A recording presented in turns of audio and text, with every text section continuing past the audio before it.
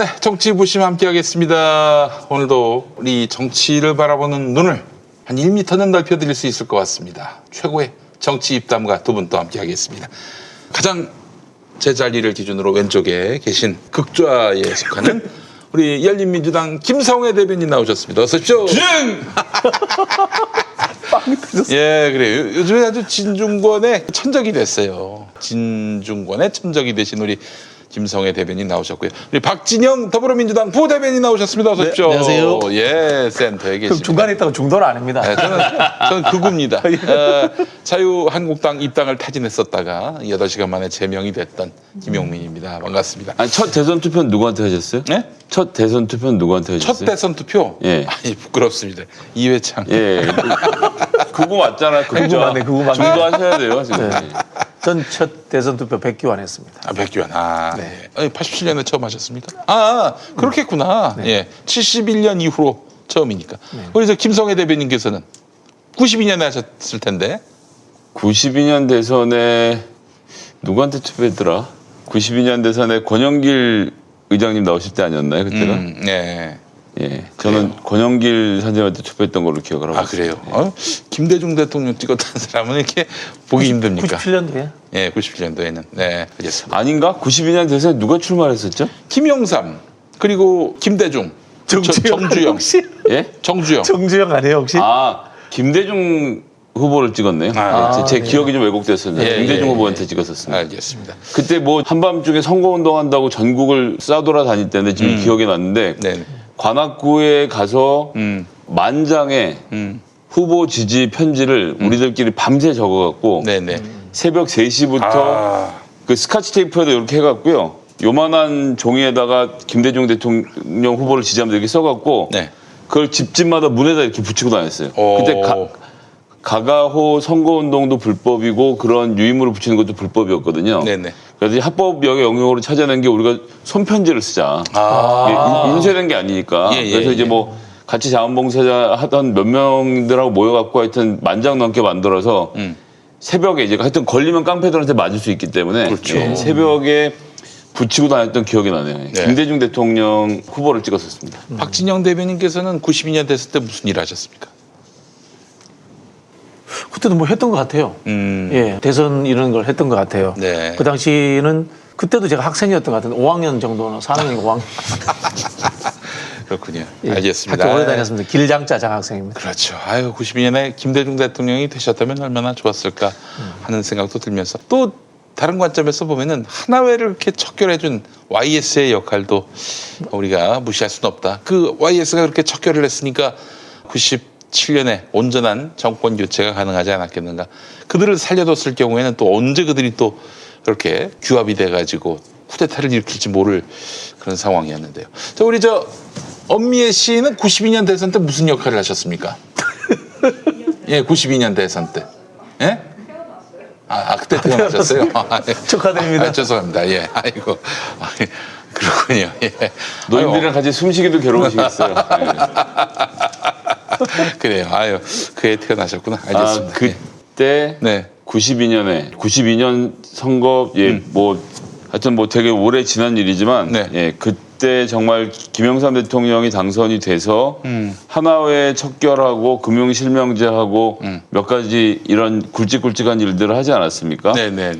그 당시에도 그렇고 지금도 그랬고 뭐 이렇게 청산하는 게 다냐 이렇게 말은 하지만 그때 금융실명제 만들어 놓고 하나회 척결한 것이 쿠데타를 막아서 민주주의를 군부 독재로 회귀하지 못하게 쐐기를 박은 효과가 있었거든요. 네.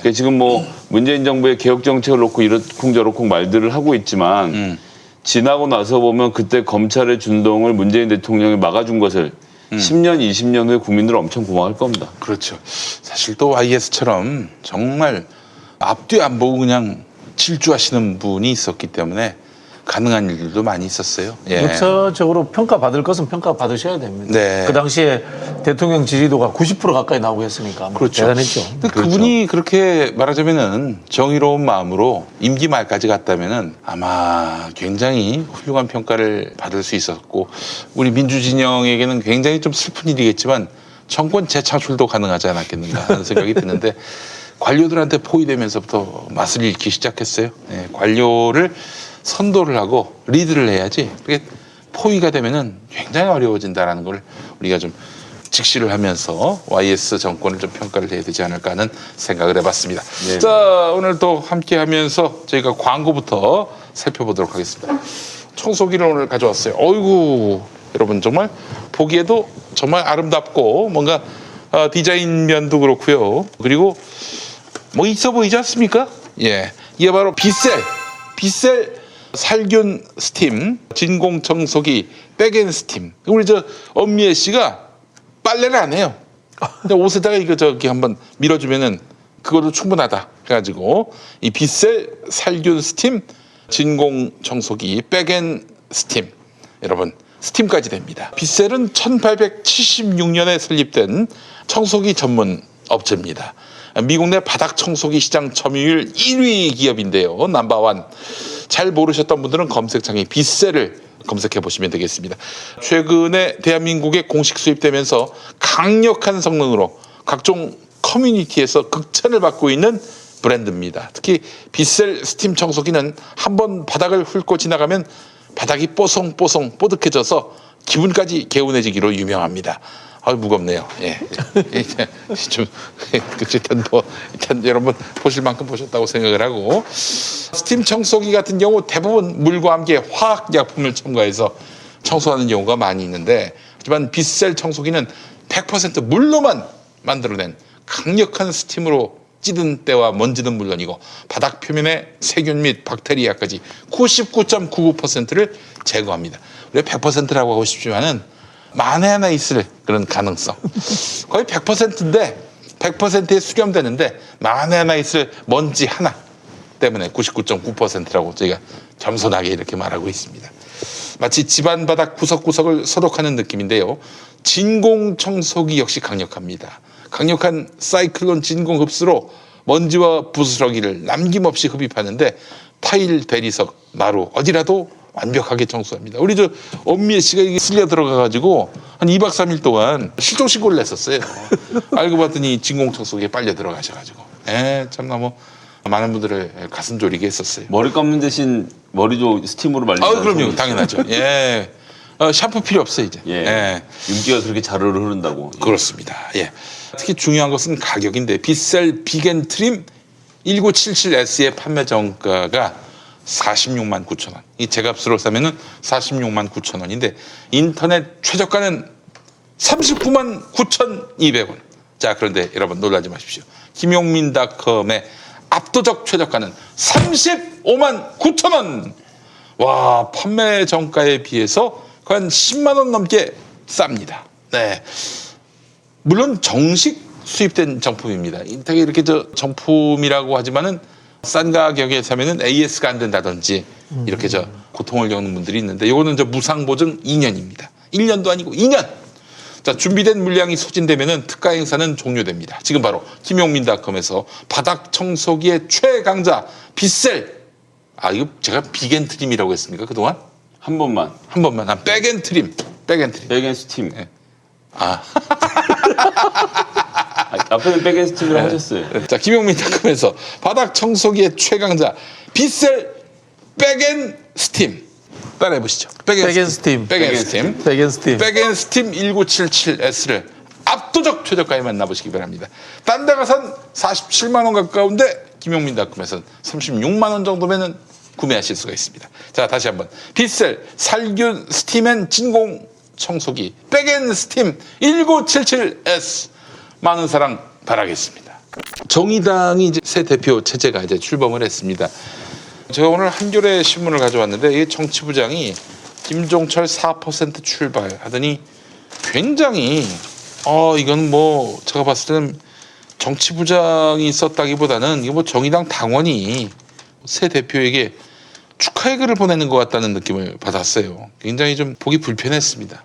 제가 정의당을 싫어하는 건 아니지만은, 왜냐면 한겨레는 더불어민주당이나 열린민주당에 대해서 비판 일색이면서 아울러 더 나아가서 무시 일색 아닙니까?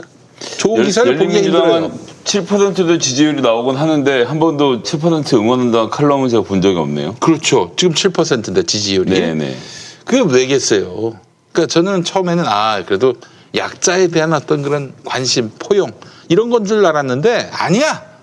내가 봤을 때 한겨레는 완전히 진보 정당 중에 그것도 뭐 모든 진보 정당을 다 포괄하는 건 아니고 정의당 그것도 PD 계열 이쪽에만 굉장히 편향적으로 응원하고 지지하고 편들어주고 있다.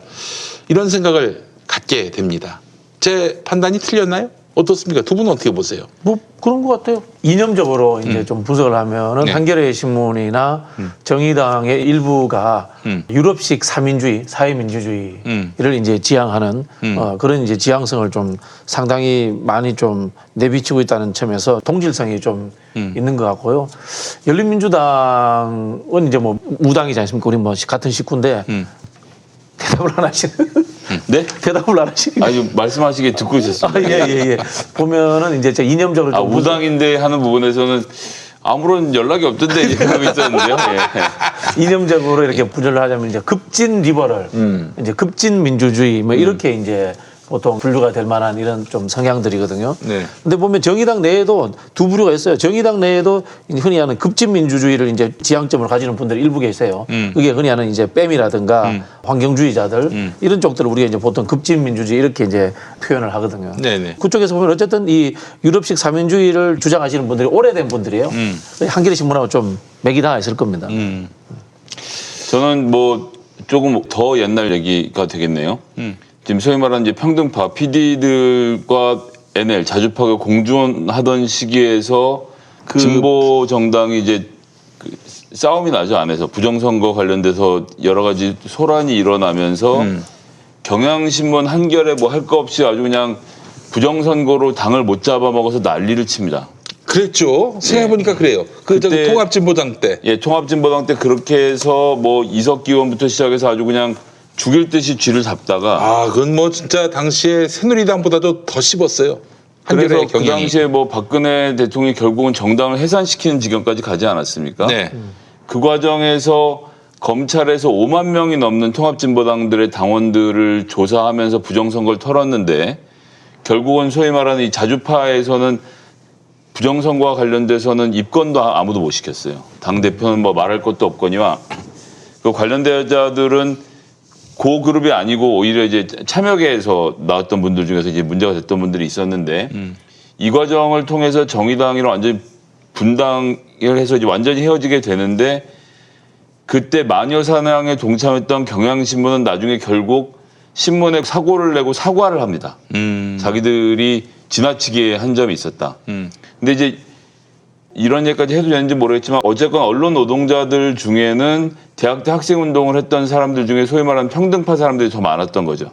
그래서 NL에 대한 나쁜 인식을 갖고 너 죽어라라고 같이 글을 써댔는데 결과적으로는 공안당국과 함께 보조를 맞춘 꼴이 된 겁니다. 그때 한겨레신문도 예외 없이 통합진보당이 비민주적이라고 공격하고 부정선거가 있을 것처럼 말했지만 결국은 아무것도 나온 게 없었죠. 상처는 상처대로 잡았고 이석기 의원은 그 이후에 그러니까 요 사태가 벌어지고 그 이후에 소위 말하는 아로 사건으로 이제 지금 징역을 살고 있는데 뭐 제가 그 징역 사는 문제가 잘했다 잘못했다 따지는 게 아니라 부정선거 관련돼서 그렇게 밀어붙였었는데 그 당이 지금은 정의당이 된 거 아닙니까?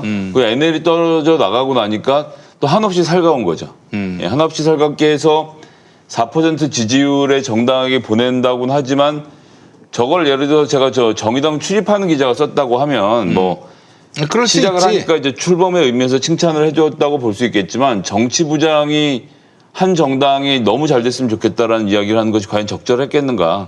전 좀 많이 아쉬움이 남습니다. 게다가 또 저 얼마 전에 그 이재정 의원에 대해서 그 얼마나 모질게 그 문자를 보내면서 굴복을 강요했습니까? 그랬잖아요. 그 누가 보더라도 그건 굴복을 강요한 거야. 그래서 그 문자 내용을 공개하고 뭐 좌표를 찍었다고 뭐라고 하시는데 저는 기본적으로는 기자, 특히 여기자에게 성적 폭언을 일삼는 이메일을 보내거나 문자를 보내는 사람들은 쓰레기라고 생각합니다. 본인들은 민주주의를 뭐 수호하고 있고 문재인 대통령을 지킨다고 속으로 생각할 수는 모르겠지만 택도 없는 얘기고 일베가 하는 짓과 똑같은 짓이라고 생각합니다. 안 돼요. 그러면 안 돼. 예. 말은 점잖게 하고 항의는 잘 해야죠. 거기다 대고 뭐 이 니은 저 니은 섞어가면서 성폭행을 암시하는 글까지 적어서 보내고 나중에 그 기자가 너무나도 트라우마를 받아서 그런 내용들을 공개했는데 제가 보면서도 얼굴이 화끈거렸는데 물론 일부이고 소수이긴 하겠지만 근데 소수라고 하기엔 댓글이 좀 많이 달려서 여튼 그렇게 공격하는 건 잘못됐지만 기본적으로는 전화를 안 받으니까 원내대표한테까지 전화를 해서 전화를 받으라고 한 것은 근데 본인들은 그걸 갑질이라고 느끼지 못하는 것 같아요. 그렇지, 아니, 정당한 워낙에 또 그동안 항의라고 해왔던 생각하는 것 반응이 같은데 있고 그러니까. 예, 근데 당하는 정치인들 입장에서 기자들이 그렇게 몰아치면 겁나죠. 그리고 앞으로 살다가 무슨 일이 생길지 어떻게 알고 한 번이라도 잘못하면 그 통합진보당 부정선거 하지도 않았는데 작살내는 것처럼 기자들한테 당할 수 있다는 생각이 있으니까 정치인들이 그래서 기자들에 대해서 쓴소리 잘 못하는 거거든요. 이재정 의원의 용기가 참 가상했던 일이었죠. 기자가 왕이죠. 저도 뭐 오늘 점심을 2번 먹었는데 아 그랬습니까? 예. 기자들하고 여기서도 먹고 뭐 저기 그렇게도 하게 뭐 합니다. 뭐 그렇게 아. 하는데 이런 것 같아요. 뭐 신문에서 정치부장이 그렇게 쓴 건 좀 과하죠. 저도 개인적으로 정의당이 잘 됐으면 좋겠어요. 잘 됐으면 아이고, 좋겠고 그런 이렇게. 마음은 다 그런 동일하죠. 마음이 있고 예. 뭐 아시겠지만 제가 지난번에 박원순 시장님 돌아가셨을 때 정의당 좀 비판했다가 저도 폭격을 맞은 사람이에요. 폭격을 맞긴 했지만은 좀 잘 됐으면 좋겠는데 참 쉽지 않을 것이라는 생각이 드는 게 아까 이제 좀 지나간 이야기인데 지난번에 있었던 이제 분당 그 정의당 옛날에 뭐였죠 그게?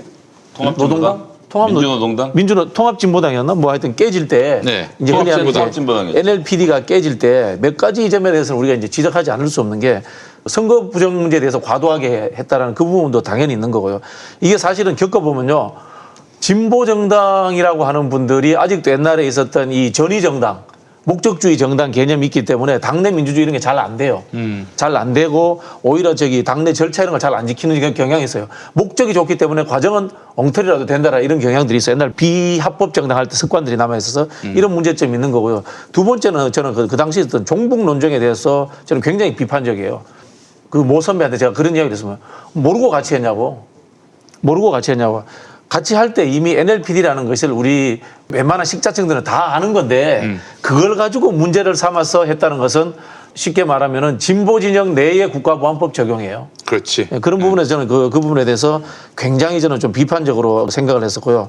한편으로 보면은 이 흔히 하는 이제 NL 경향의 분들이 정당에서 이렇게 축출된 거지 않습니까? 근데 이분들이 지금의 이 수도권의 풀뿌리를 바꾸는데 굉장히 큰 역할을 했어요. 이분들이 정당 운동을 포기하고 지역에 가서 풀뿌리 운동을 많이 했어요. 네. 도서관 운동이라든가 이런 것들을 많이 하면서 그 당시에 2010년대에 많이 당선된 민주당의 단체장들과 이렇게 협력 관계가 그렇지. 이렇게 형성되면서 네. 지역의 풀뿌리를 굉장히 많이 바꿨어요. 여기는 이제 박원순 시장님의 특별한 애정도 이제 포함되어 있었고 그것이 지금 실제로 우리 수도권에서 범여권이 민주 진보 세력이 집권하는데 큰 바탕이 되지 않았나 이런 긍정점이 있다는 점을 저는 좀 강조하고 싶습니다. 네.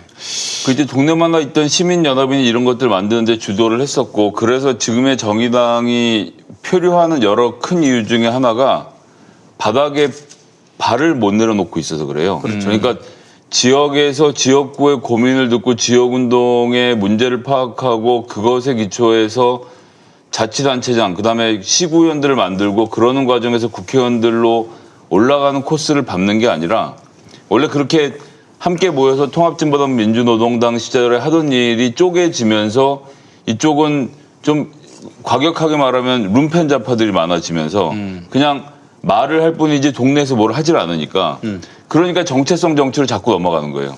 내가 동네에서 5천 명의 시민들과 10,000명의 시민들과 교류하면서 이런 일을 한다. 이렇게 그림이 그려져야 되는데 이게 안 되니까 나는 여자다. 나는 청년이다. 이런 키워드를 중심으로 해서 중앙 언론에서 공중전으로 정치를 하다 보니까 동네에 가서 선거를 하면 판판이 지는 거죠. 동네는 그 관심 아무도 없거든요. 그렇지. 그런 정치를 하면 안 된다는 건 아니지만 그것과 이것이 양자간의 조화를 이루어야 되는데 그런 의미에서는 이번에 당선이 되신 김종철 후보 같은 경우는 정당운동 1세대고 그리고 처음부터 지역구 선거부터 시작해서 모든 선거에 출마를 해서 지역 정치를 하려고 노력했던 정치인이기 때문에 저는 지금까지의 사람들과는 좀 다른 희망이 생기지 않을까라는 기대도 약간 있긴 합니다. 저도 뭐 그런 생각을 갖고 있습니다. 기본에 이제 충실해 주시면 좋겠다는 생각이 드는데 어쨌든 정의당이 이 흔히 얘기하는 사회주의, 사회민주주의적 이념 지향성을 가지고 있는데 거기에 우리가 이제 제도와 조직의 시스템을 한번 보자고요. 쉽게 말하면 지역 흔히 들었던 이제 꼬뮌입니다. 지역은 꼬뮌. 그다음에 직능이나 이익단체는 소련 같은 데서 존재했던 소비에트 이런 겁니다. 결국은 이야기가 뭐냐면은 지역의 풀뿌리 공동체에 기반하거나 그렇지 않으면은 노동이라든가 농민과 같은 이 계급 문제에 대해서 천착해서 정당을 해야 된다는 것이 기본이라는 겁니다. 그런 의미에서 김종철 대표가 이번에 취임사를 하면서 노동에 대한 문제, 그다음 평화 군축의 이야기를 꺼내긴 했으나 여성이라든지 청년의 이야기에 대해서는 한마디도 입도 뻥끗하지 않았다는 것, 저는 굉장히 좀 긍정적인 신호로 보고요. 잘 됐으면 좋겠다라는 일단 축하 인사를 먼저 드리고 싶습니다. 예, 우리 아까 정체성 정치 말씀하셨는데 굉장히 중요한 문제예요. 진보 정당이 이 정체성 정치에서 조금 더 발전을 못하면은 항상 동아리 정치밖에 못하는 겁니다. 박가분 씨라고 지금 경기연구원에서 연구원으로 활동하고 계시는데 이분이 이제 진보 너머라고 정의당 내 뭐 정의당이 이제 소수당이라고 볼 수 있는데 소수당 내 또 소수 정파예요. 이분이 이제 쓰신 글이 있습니다. 9월 15일에 진보 정당이 나아갈 길. 왜 그동안 진보 정당 운동이 일부 고학력자 브라만 좌파 외에 브라만 좌파 뭐 말하자면 뭐 특권층이라고 봐야 되는 겁니까? 예, 하여튼 뭐 진중권이지 뭐 거의. 진중권. 예.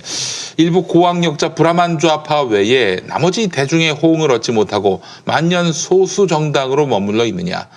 이걸 답하자면 그동안 진보 정당은 내 주장에 동의하지 않으면 너는 후진적 인간이라는 서민의식 가득한 반협박조의 정치로 일관했기 때문이다. 그보다는 내 주장에 동조하면 당신의 삶이 더 나아질 것이라는 구체적이고 긍정적인 메시지를 더 고민해야 한다. 이것만이 앞으로 진보 정당이 살 길이다. 그러니까 뭐 여성을 앞세운다든지 성평등을 얘기하는 거 중요하긴 한데 이제 여기에 머물러 버리고 너 내 생각에 동의를 안 해? 그럼 너는 쓰레기야. 이래왔던 것은 아닌지. 그렇죠. 뭐 우리 이제 우리 전문용어로 좌익 소화병이라고 이야기를 하는데. 소화병. 예. 좌익 이게 애들은 자꾸 확인하잖아요. 엄마 사랑해 안 사랑해. 자꾸 확인하는 건 똑같은 거잖아요. 그게 네. 아니고 엄마 아빠는 나가서 돈을 벌어야 되거든. 네. 돈을 벌어주고 케어를 해줘야 되는데 정치를 하면서도 이런 실제로 솔직히 말하면 민주당에도 이런 분들 아직도 제법 있어요. 그래요? 예, 실현 불가능한 아주 이제 진보 정체성 확인용 입법안 계속 내놓는 거야. 아, 그래요? 예, 이런 그런 분들 실제로 민주당도 아직도 일부 있다고 보는데 이건 이제 진보가 아니죠. 진보를 만들어낼 수가 없죠. 그러니까 이제 그런 운동은 소위 말해서 전선 운동이나 시민 운동으로 해서 정치 바깥에서 그런 일을 하지 말라는 게 아닙니다. 당연히 필요하고 우리나라의 여러 소수자들의 권익을 보호하는 일들을 해야 되죠. 그것을 하지 말라는 것이 아니고 정당 정치를 하는 것은 정당 정치의 기본 목적은 집권에 있습니다. 집권을 통해서 세상을 바꾸겠다는 목표를 실현하기 위해서 모든 것들을 거기에 짜맞춰 들어가야 되는데 그러려고 하면 지금 현실에서 현실을 바꿀 수 있는 정치를 얘기해야 되는 거거든요. 근데 이제 그렇게 하지 않고 이 모든 것들을 뛰어넘어서 한 방에 하려고 그러면 그건 정당 정치를 할 게 아니라 나가서 혁명 조직을 만들어서 혁명도 못해요. 예. 뭐 못하지만 어쨌거나 혁명을 꿈꾸는 쪽이 낫죠. 네, 근본주의 뭐 이런 이야기 하는데 이런 분들하고는 뭐 사소한 일을 해도 아주 피곤해요. 말하면은 이제 동의를 구하는 거야. 자, 그러면은 이 일을 하는데 이것이 자본주의의 병폐라는 것에 대해서 아니면 우리가 이제 분단 조국에 이 현실이 생긴 것에 대해서 인정합니까? 이런 이야기 자꾸 하는 거야. 제가 그런 이야기예요. 야, 그거 동의 안 하면 여기 모이지도 않아. 그런 이야기는 다 이미 끝나고 하는 이야기야. 그래서 자꾸 원론 확인하고 이런 사람들이 일을 그런 진행을 사람들이 못하게 물을 빼려면 지역에 가서 지역 정치를 하게 하면 물이 좀 빠지는데 그렇게 안 하는 게 문제인 거죠, 사실은.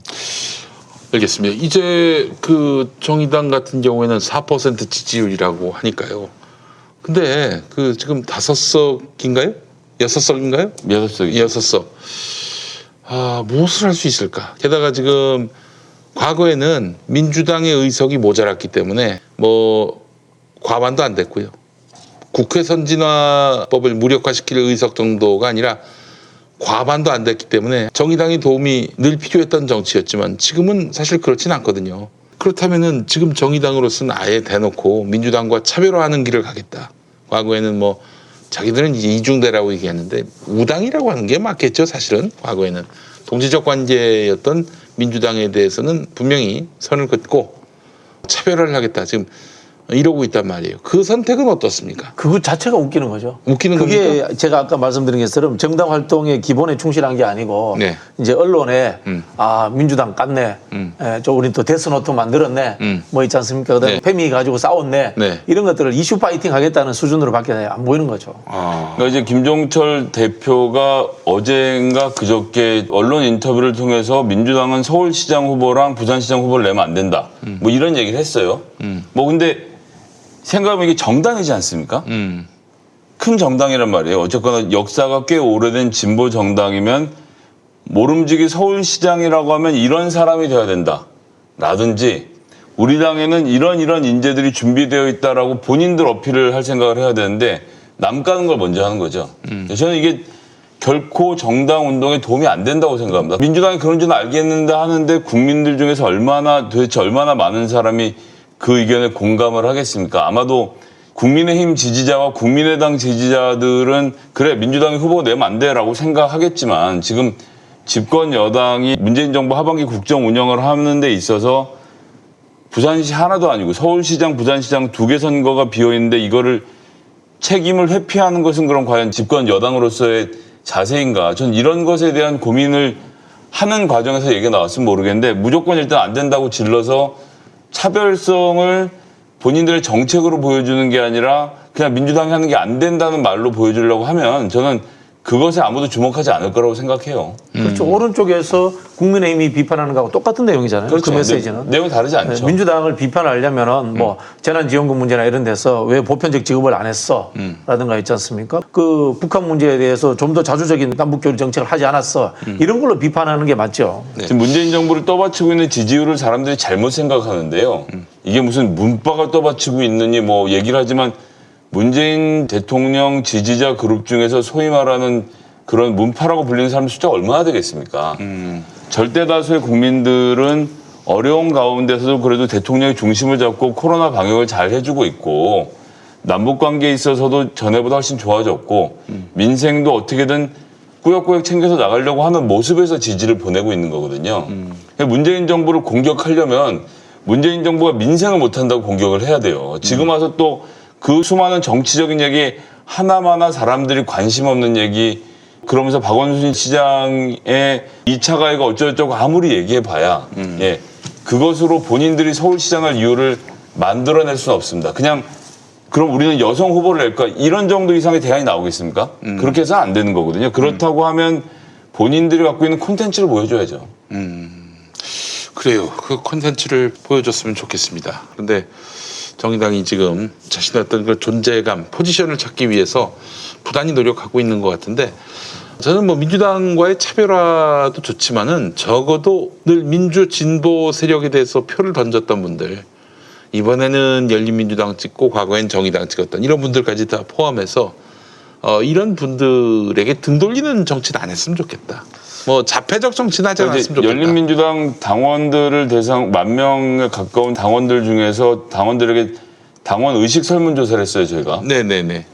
7,000명이 넘게 답변을 주셨는데 정말 대단한 일이었는데 여기서 재밌는 것이 본인들이 진보고 굉장히 좌파다라고 본인들의 입장을 고민하고 계세요. 한데 그런 가운데서 타 정당에 대한 비교를 하는 지수를 내용을 보니까 정의당을 중도로 보고 있습니다.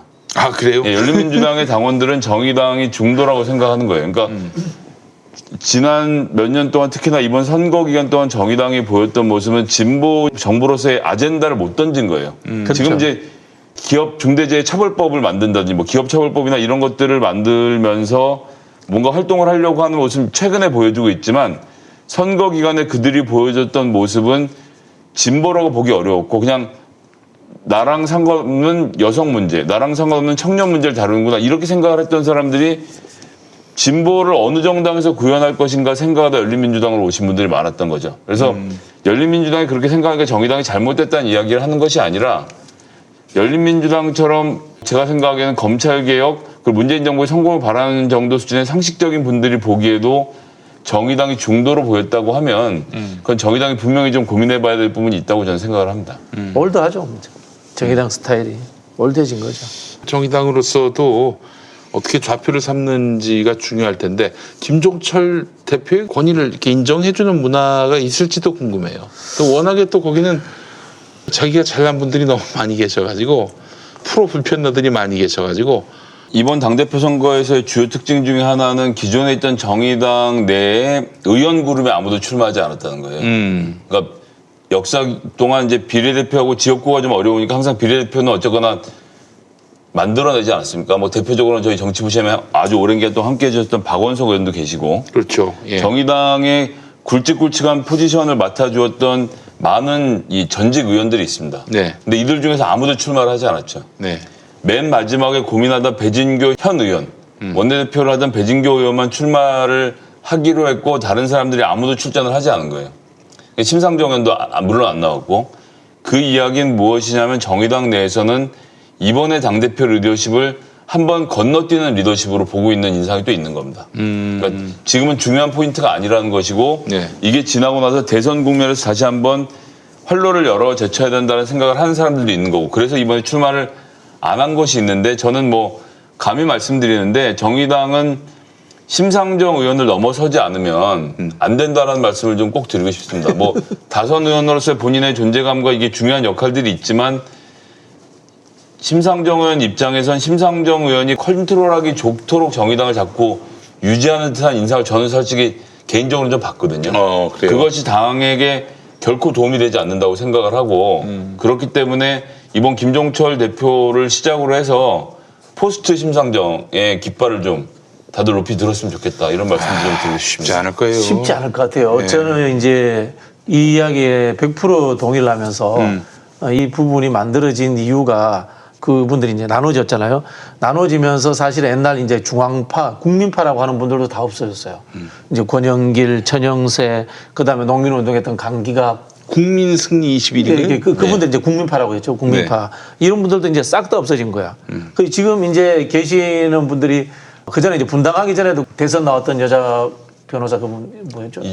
이정희 의원도 그렇고 그러니까 아까 말씀하신 불암한 인텔리들이 이제 상층부를 당을 완전히 이제 장악해버린 거죠. 그리고 정치 방식도 이 여론 발악형 정치로 완전히 바뀌어버리고 이게 끌고 나간 게 사실은 심상정 대표와 이정희 대표세요. 이정희 대표고 그 전에 있었던 노동 대표는 누구 상징적인 분이 있었잖아요. 권영길, 뭐 농민 대표는 누구, 담병호, 담병호 뭐 이런 있지 않습니까? 거리에 우리 이 80년대, 90년대 민주화 운동의 이 상징적인 투사들이 만들었던 정당들인데 이게 이분들이 은퇴하고 난 이후에는 흔히 하는 이제 조직적인 출신들이 나타나지 못하는 거예요. 스타가 되지 못하는 구조를 만들어버린 거야. 이게 지금 정의당이 빠진 가장 큰 오류가 되는 거고요. 그래서 의원 한 번만 하면 사라지고 다른 의원들이 비례로 다시 나오고 그 자리에서 지역구를 지키는 심상정 의원만 계속 기억이 나는 그렇죠. 이런 구조가 되는 것은 거죠. 사실 정의당의 세대 교체에는 아무런 도움이 되지 않죠. 아 그래요. 정의당 내 국민참여당 출신들은 거의 뭐 설 자리가 없는 것 거의 다 같다는 느낌을. 빠졌죠. 이제 막 많이 빠진 줄 알았는데 이번에 박창진 후보가 어쨌거나 그 그룹하고 함께 공식적으로는 비공식적으로는 손을 잡고 제 후보의 득표율이 20%대에서 동일했다는 것이 좀 깜짝 놀랐고요. 그래서 여전히 그룹들로서 남아있는 건 또 현실인 것 같습니다. 그런데 지금 김종철 후보가 민주당과의 대립각을 정확히 세우겠다고 한 이상 또 변동이 좀 있을 것 같은데 그건 좀 지켜봐야 되겠고요. 네. 하여간 제가 봤을 때는 한겨레 정치면 같은 경우에는 민주당에 대한 적대감이 녹아 있고요. 정의당에 대한 아주 극도의 당파성을 담고 있기 때문에 공정하게 볼 수가 없습니다. 근데 또 한겨레 내부에서는 기자들은 너무 문재인 정부에게 친정부적으로 쓰는 거 아니냐 이런 비판하는 분들도 많아요. 재밌게도. 그래요. 언제? 우린 그렇게 보이지가 않는데. 뭐 예. 때릴 때 때리더라도 저기 편들 땐 제대로 편정 늘어주시고 그렇게 해야죠. 그럴 것 같지가 않아요. 한겨레는 사실은 제가 한겨레를 끊은 지 한 석 달 됐는데 사는데 아무 불편도 없고 아쉬움도 없고 그렇습니다. 이게 더 큰 비극인 것 같아요. 본인들은 아는지 모르는지. 알겠습니다. 자, 한겨레와 정의당 이야기 함께 나눠봤고요. 아니 저거 사실이에요. 뭐 라임이 어떻고 뭐 옵티머스 이야기가 나오고요. 뭐예요 도대체 이게? 뭐 말하자면 여기 뒷배가 정권 실세다, 여당이다, 뭐 이런 얘기죠? 뭐 그런 시대는 지났지 않겠습니까? 예. 근데 이제 돌발 또- 변수라고 봐야죠. 예. 자, 라임과 관련해서는 김봉현이라는 사람이 강기정 청와대 정무수석에게 금품 5천만 원을 전달했다 이런 얘기를 하고 있는데 청와대 가서 전달했다는 얘기 아니에요? 근데 이제 그 내용은 재판에서 나온 건데 자세히 잘 봐야 되는 게 김봉현 씨가 재판에 나가서 자기가 직접 준 게 아니라 그 중간엔 광주 MBC 사장이 있죠. 네네. 이 대표가 중간에 껴 있습니다. 그 이 대표가 있는데 그 사람 재판에 나가서 한 얘기예요. 이 대표가 나한테 5천만 원 달라고 했다. 강기정 수석 갖다 준다고 해서 5천만 원을 만들어서 줬다. 그리고 이 대표가 청와대에 들어가서 전달을 하고 나온 걸로 알고 있다. 전달이 됐을 걸로 생각한다. 이겁니다. 정확한 어디가. 아, 그래요? 김봉현이 직접 강기정에게 준 것도 아니에요.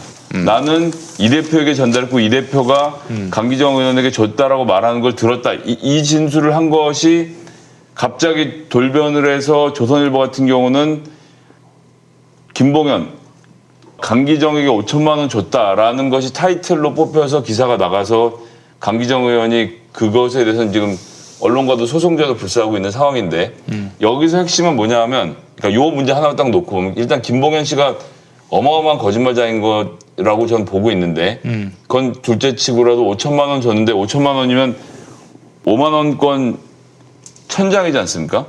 그러면 만약 이런 정도 부피가 되는데 이런 정도의 부피인데 쇼핑백에 넣어가는 것도 좀 웃기긴 하는데 여튼 이걸 들고 5천만 원 현찰을 들고 청와대를 갔어.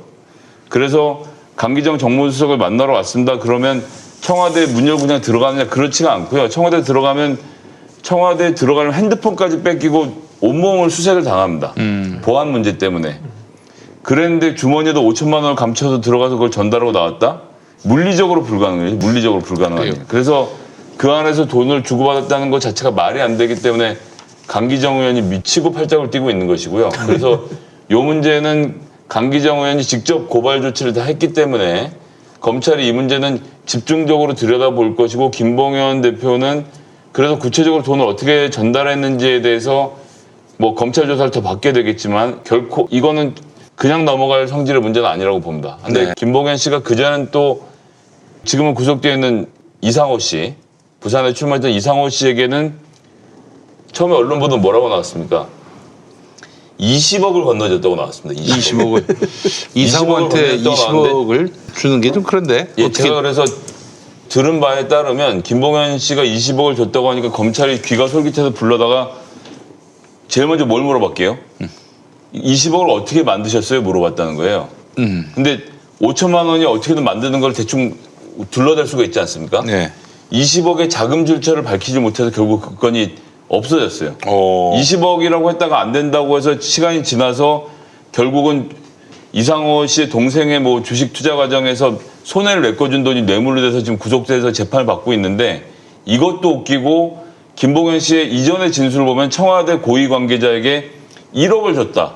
이렇게 한 언론 보도도 있었습니다. 근데 그게 또 지난 재판에서 5천만 원으로 줄어들고 한 번도 진술이 일관된 적이 없고 내가 청와대 고위 관계자들하고 잘 알고 있으니까 날 건드리면 큰일 나라는 메시지만 계속 주고 있는 상태라고 봐야겠죠.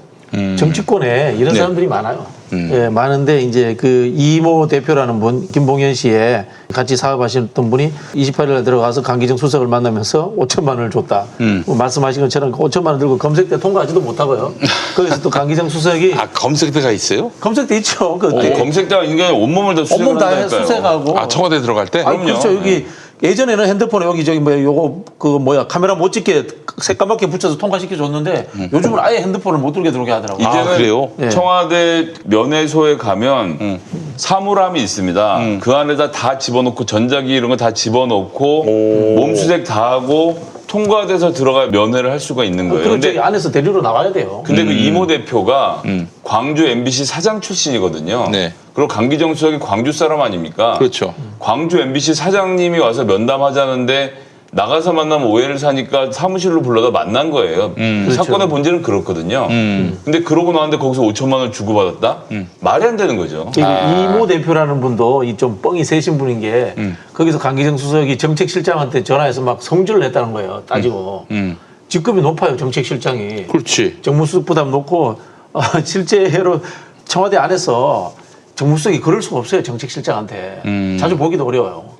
그런 관계인데 이게 좀 너무 좀 엉터리로 이 두 분이 했다라는 게 뻔하게 알겠습니다. 나오고요. 예. 여기에 또 이제 모 일간지 기자가 이제 세 분이 같이 포함되어 있지 않습니까? 네. 그래서 강기재 수석이 모 일간지 기자 세 분까지 다 허위사실 명예훼손 혐의로 이렇게 소장을 제출한 걸로 그렇게 지금 알려져 있습니다. 옵티머스 문제는 뭐예요? 옵티머스도 마찬가지로 지금 여권 관계자들이 연루가 되어 있는 문서가 존재하고 있는데 여기에 대한 수사가 안 됐다. 지금 이렇게 나오는 거 아닙니까? 그래서 오늘 중앙일보도 그렇고 대대적으로 보도한 게 윤석열이 수사팀 보강을 지시했다라고 이제 큰 소리를 치는 거예요.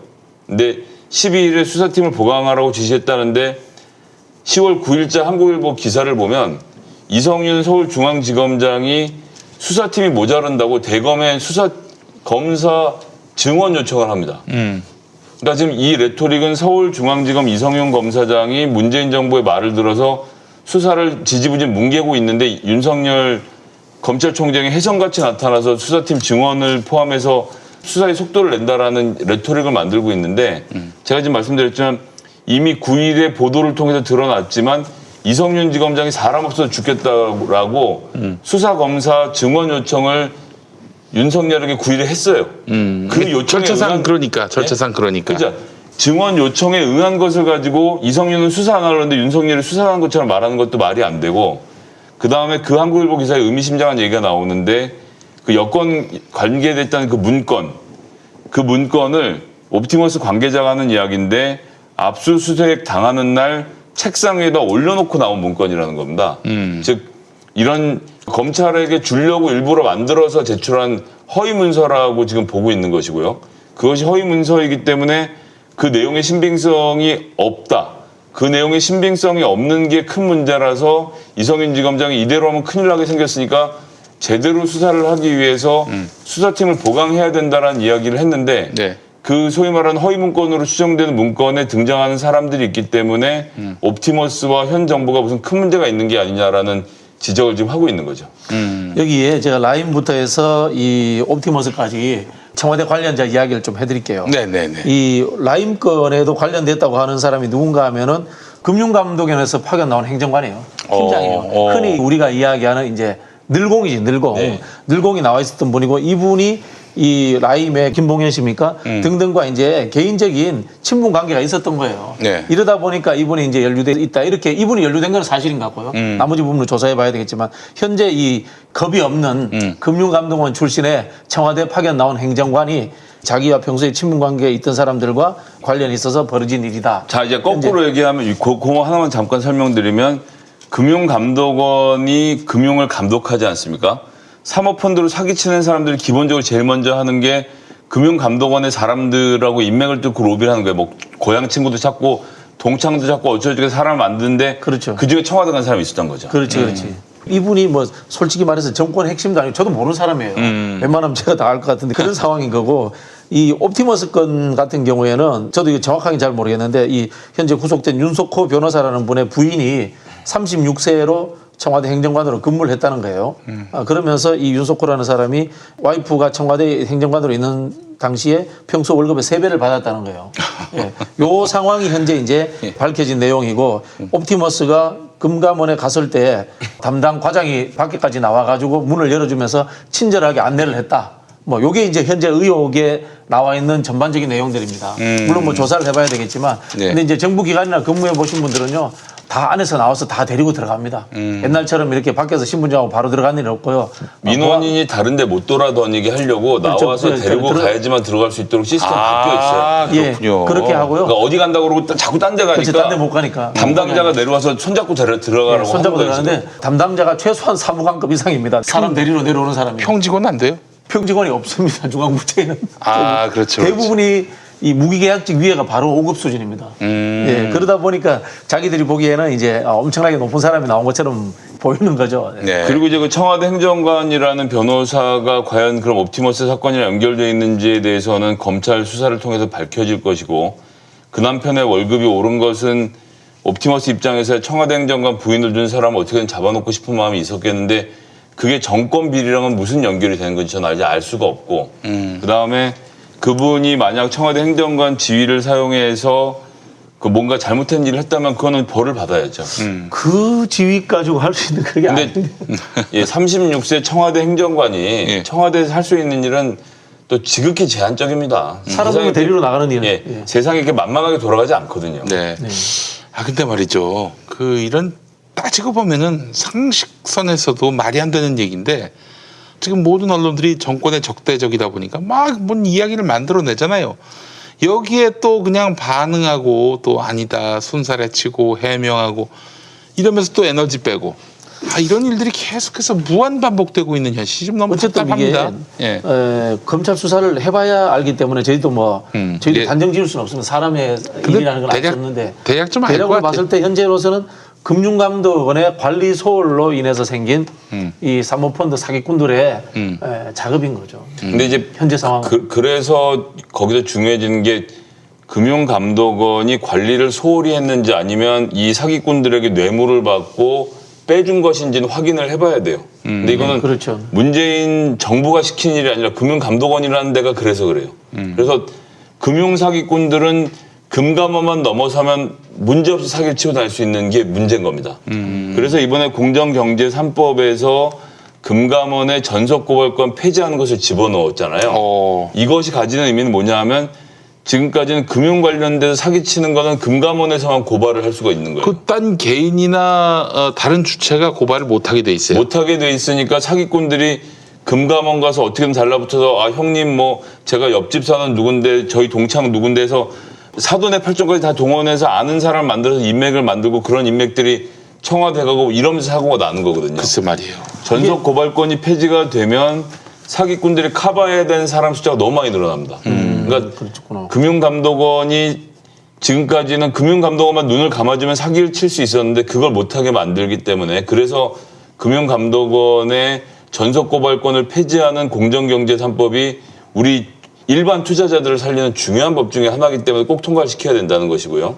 그다음에 또 하나 더 말씀드릴 건 이제 법무부가 상법을 개정을 이번에 하잖아요. 네네네. 상법 개정을 통해서 소위 말하는 징벌적 손해배상제를 도입을 하는데 사람들이 이거 갖고 이제 무슨 기업들이 중내 사내 말이 많습니다. 근데 예를 하나 들어서 라임으로 지금 8천억 원의 손해를 투자자들이 봤단 말이에요. 근데 투자자가 라임을 알아서 직접 가서 투자를 한 게 아니고 은행에 가면 은행에서 라임을 추천해 주는 거예요. 사모펀드 중에 하나 있다고. 추천을 해줬는데 그러면 8천억 원을 추천해 주면 이 사람들이 받는 수수료는 80억 원입니다. 현재 법상으로는 징벌적 과징금을 받아도 이 본인들이 벌어들인 80억 중에 절반인 40억만 벌금을 내고 나면 죄를 면하는 구조로 돼 있는 거예요. 근데 상법이 바뀌어갖고 징벌적 손해배상제로 넘어가면 손해액의 3배를 물어야 되거든요. 그러면 8천억 원의 3배면 2조 4천억 원이 되는 거 아닙니까? 그렇게 되면 은행이 2조 4천억 원을 내고 망하는 게 아니고 그럼 징벌적 손해배상제가 있는 구조하에서는 은행이 수수료 떼먹으려고 아무 데도 아닌 잘 알지도 못하는 사모펀드를 고객들하고 매칭시켜주는 일은 없어지는 거죠.